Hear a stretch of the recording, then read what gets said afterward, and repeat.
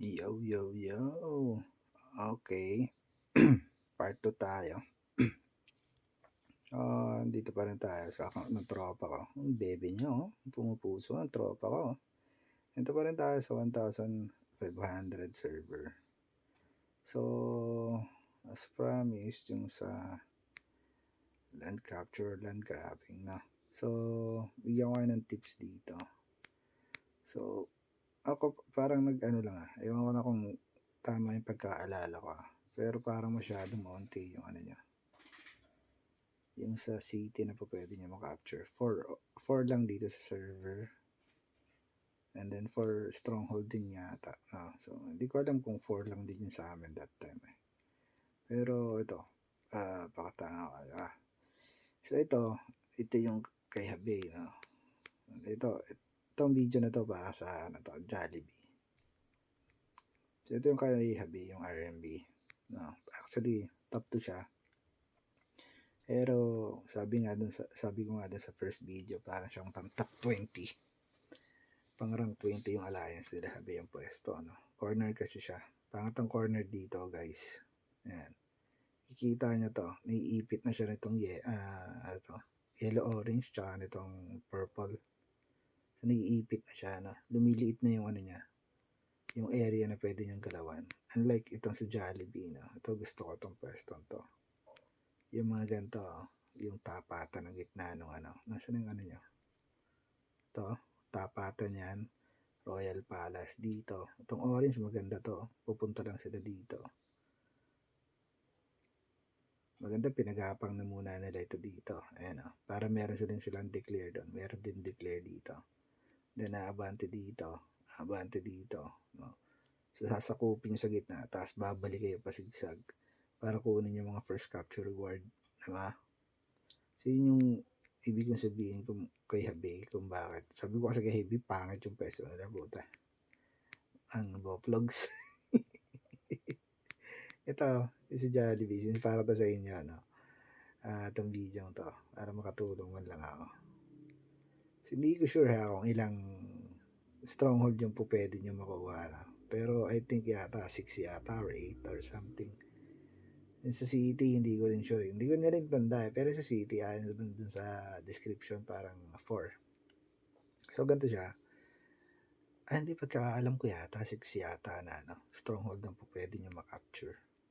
So, ganito siya. Ito, maganda yung diskarte niya dito, Ito, tingnan ko or declaration kayo dito. Nakikita ba yun dito? Visit, parang hindi Sino nag-declare? Wala, hindi nakikita kung sino nag-declare. Wala. So, maganda dyan. Ito si Jollibee. Declare na kayo dito. And declare kayo dyan. Then, sa dito. Taas. Tapos, ang kukunin nyo na stronghold. Ito. Ay, ano ba yan? Hirap kasi pag hindi naka-PC. Ito, kukunin nyo to. Ito, nasa taas. Tapos ito, pag nakuha nyo to, dito, kumuha na kayo dito. Ayan. And then, ito, dapat makuha nyo rin. Para babablock nyo tong pink. Block nyo siya. Ito, mga nandito. Kailangan nyo na iwanan yan, di ba? So, sa isang araw naman, 2 lang makaka-capture nyo So, pagplanuhan nyo na lang mabuti, Ito kasi may daya kasi dito. Or, let's say, hindi naman siya daya na literal, Kakupalan lang. So, ang maganda kasi dyan, kaya sabi ko, dito tayo. Sige, dyan na lang sa inyo. So, kaya sabi ko sa inyo, maganda dyan yung nakatapat ka dun sa palace, Babakuran mo kasi yan, gamit yung stronghold. Babakuran mo siya. So, tulad nito, kung nabakuran nyo tong dalawa, wala na makakapunta dito And then, isa pa, kung nabakuran nyo dito, hindi naman sila makakaikot ng ganun lang dito kagad ng basta-basta kasi kulang pa sila sa resistance, di ba? So, ganyan yan. Then, tulad dito, sa color pink, pag nakuha nyo to, itong city na to, itong Fag Alley, pag nabakuran nyo sila dito, Pag nabakuran nyo tong dalawa, no? Di na, makukuha rin nila to in time, no? Pero, sa tingin nyo ba, makakakuha kagad sila dito para makatungtong sila dito? Pag nabakuran nyo to, tsaka to, ito na ni next nyo eh. Bakod lang siya. Tapos yung gitna, babalikan nyo na lang para makuha nyo yung first capture reward, no? So, gaano kahalaga yung first capture reward dyan, guys? Malaking bagay yan. Kasi,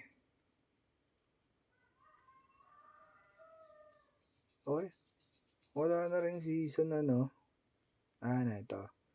Ayan o, nagbibigay yan ng mutant crystal. Diba?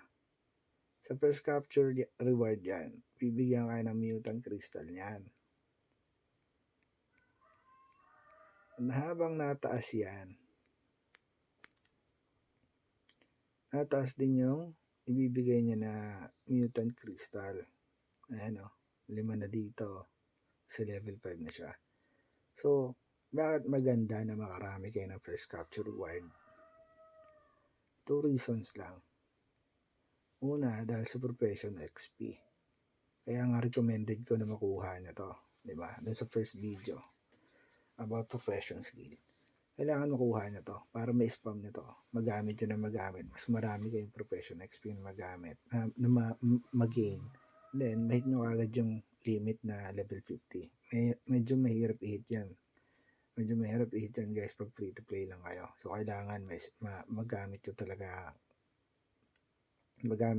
yung mga ganong skill ng tama. Lalo na wala na kayo nung nung pinakita akong skill kanina. Yung pwede kang kumuha ng 100,000 profession XP. So, pindot lang. Every 2 days yata, every day. So, yun yung first reason doon. And then, second reason is yung mga season, ganito nyo, season buildings nyo. Mapataas nyo kagad to. Siyempre dito, tulad nito, level dito is mutant crystal, no? So, mapapa-level nyo kagad siya.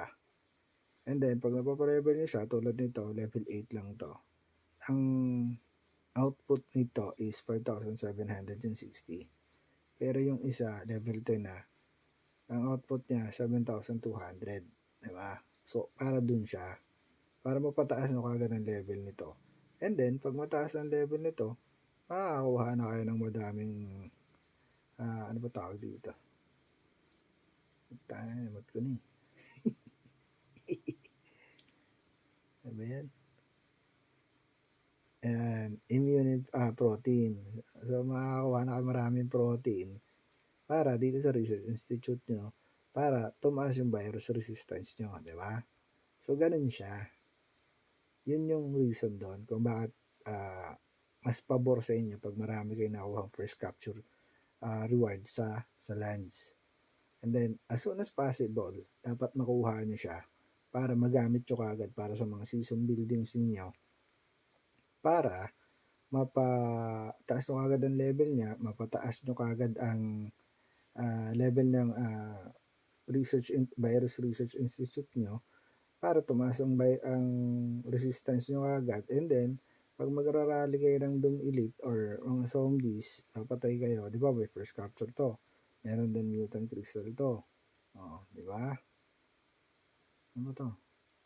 Ayan, di ba? Meron din. So, at least, mapapatay nyo kagad sila.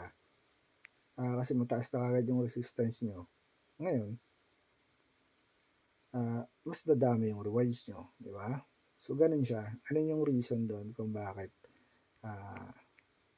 mahalaga yung first capture reward per land.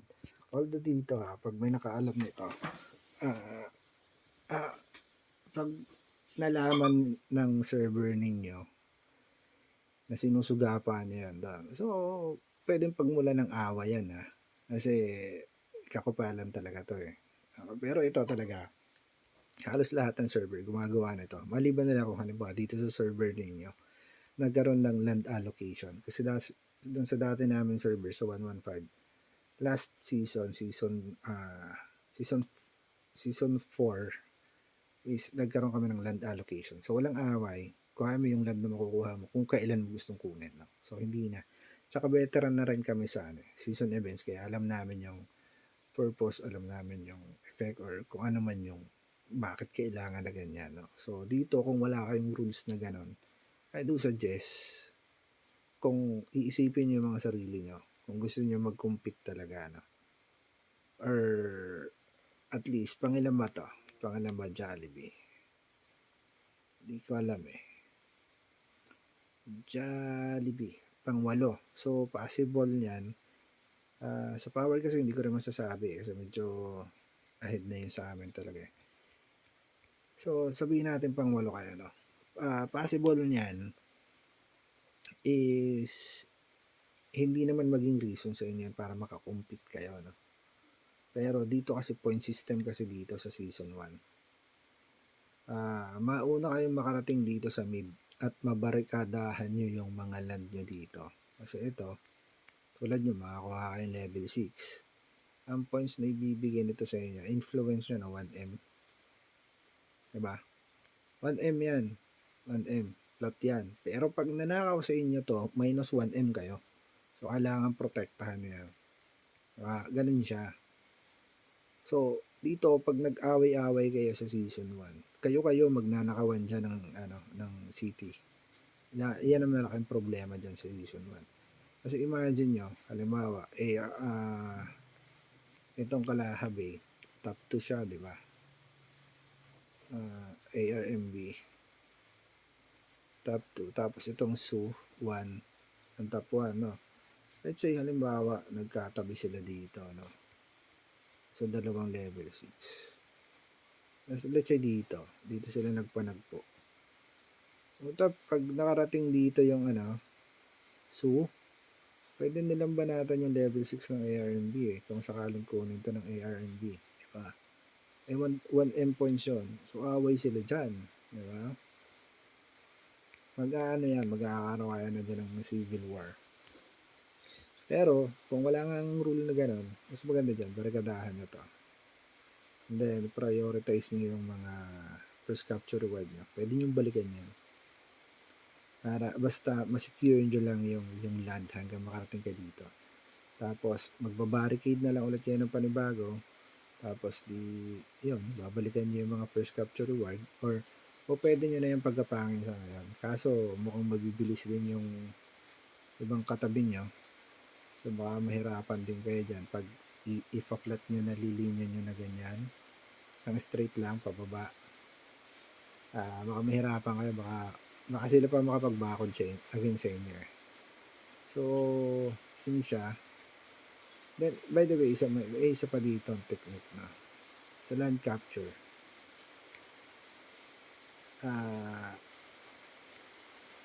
Sa ako na nagtuturo. Pag ando na kayo sa later stage, yun talaga asin madaya yan. Pag may nakaalam ng technique na yun, yari kayo doon. So, pwedeng gamitin nyo na din sa inyo. So, may hirapan din kayo mag-invade ng ibang server para kumuha ng mga lands. Ginagawa namin dati yun. So, later ko na lang. Sabihan nyo na lang siya, paalala sa akin. Try ko gawin ulit ng video pag hindi busy. Masyado lang busy na yung mga nakaraang araw. So, yun siya. Ito sa Jollibee. Basta maganda to. Mapapayo ko dito. Una dito. Ito, tirahin. Ito. Hindi. Pag nakuha nyo to, I think bukas yata. Bukas, i-suggest kunin nyo na to. Ito isa. Para maharangan nyo na yung kulay green. After reset, kunin nyo na kagad to. And then,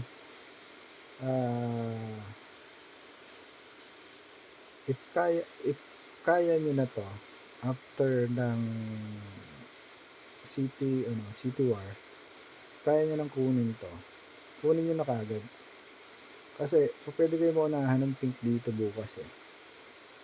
Pag naunahan kayo dyan, wala kayo magagawa. Dito na kayo makakarangkada.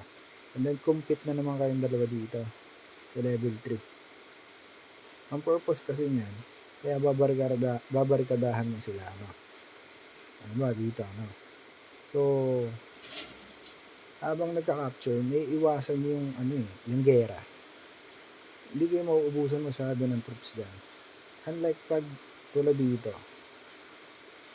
ito, dalawa to na katabi nyo, no? Kaya ito sinasabi ko na tirahan nyo na kagad to after reset is para hindi na makakompete sa inyo tong green. Ito. Kasi imagine pag nag-compete yung green dito at ka-compete nyo yung pink dito, saan kayo pupunta? 75 members lang kayo. Diba? So ngayon, pag naharangan nyo yung green dito, hindi na sila magko-compete dito. Dito na lang sila. Ngayon, full force na kayo dito. Then pag nanalo kayo dun sa pink, tirahin nyo na agad to para pangalawang stronghold capture nyo for that day. Diba? And then, palakad kayo dito, palakad dito. Yung green, pwedeng dito, para makapunta dito. Para lang maharangan nyo ulit sila. Diba? Ganoon ang discard talaga dyan. Kupalan sa kupalan talaga to. Season 1 na to. So, yun. Good luck sa inyo. I hope makatulong tong video to. Kasi sabi ni Habi, magaling naman daw yung niya. Yung leader nitong Jollibee. So, good luck sa inyo. Pag kaya ko ulit makagawa ng video, try ko ulit yung kayo ng video para matulungan ko